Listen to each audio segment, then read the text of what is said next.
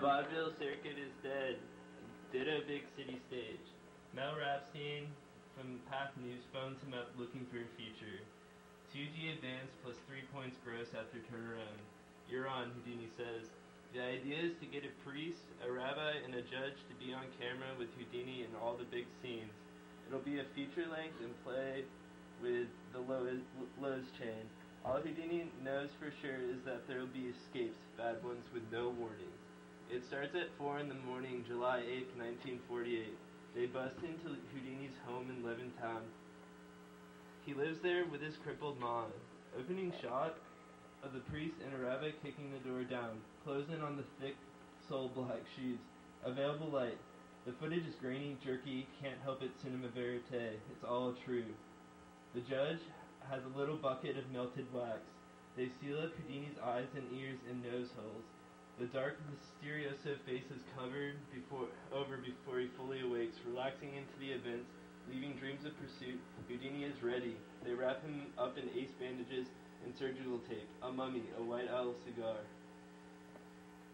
Eddie, the cameraman, time-lapses the drive out to the airstrip. He shoots only frame every 10 seconds, so the half-hour drive only takes 2 minutes on screen. Dark, the wrong angles, but still convincing. There's no cuts. In the back of the Packard, on the laps of the priest, judge, and rabbi, lies Houdini, a white loaf crusty with tape, twitching in condensed time.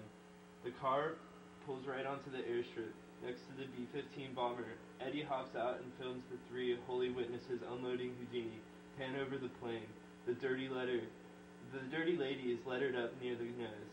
The dirty lady, and it's not crop dusters or reservists flying at Daddy-O, it's Johnny Gallio and his flying a-holes. Forget it. Johnny G, the decorated World War II Pacific combat ace flying with slick tires, Jones navigating, and no less a man than moaning Maskowitz in the back.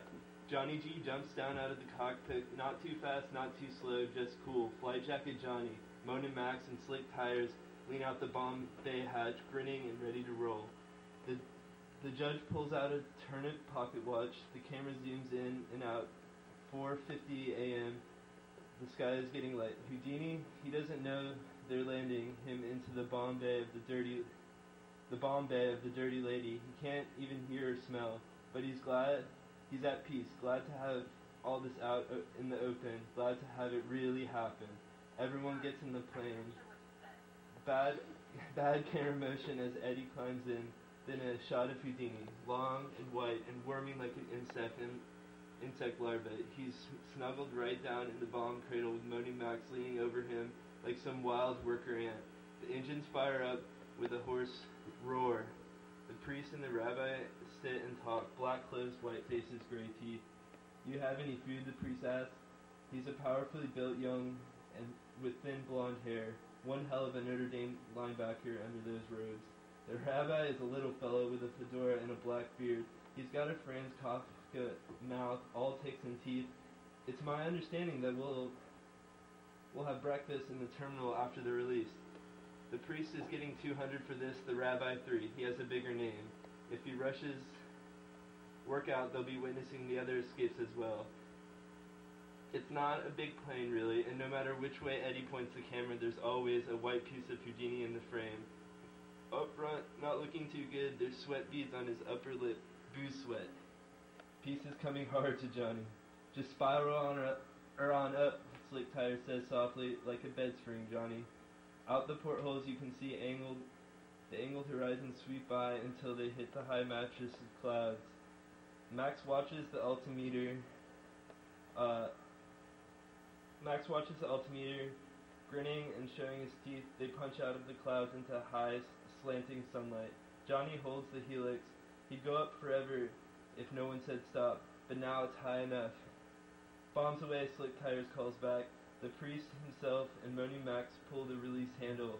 Shot of white-wrapped Houdini in the coffin like bomb cradle. The bottom falls out, and the long form falls slowly, weightlessly at first. Then the slipstream catches one end, and he begins to tumble, dark white against the bright white of the clouds below. Eddie holds the shot as long as he can. There's a big egg-shaped cloud down there with Houdini falling towards it. Houdini begins to unwrap himself. You can see the bandages trailing him, whipping back and forth like long flagellum. Then he's spermed his way into the rounded white cloud. On the way back to the airstrip, Eddie and the sound man go around the plane asking everyone if they'll think Houdini makes it. I certainly hope so, the rabbi says. I have no idea, the priest, hungry for his breakfast. There's just no way, Moaning Max says. He'll impact at 200 miles per. Everyone dies, Johnny G says. In his position, I'd try to drogue shoot the bandages, Slick Tire says. It's a conundrum, the judge. The clouds drizzle and the plane throws up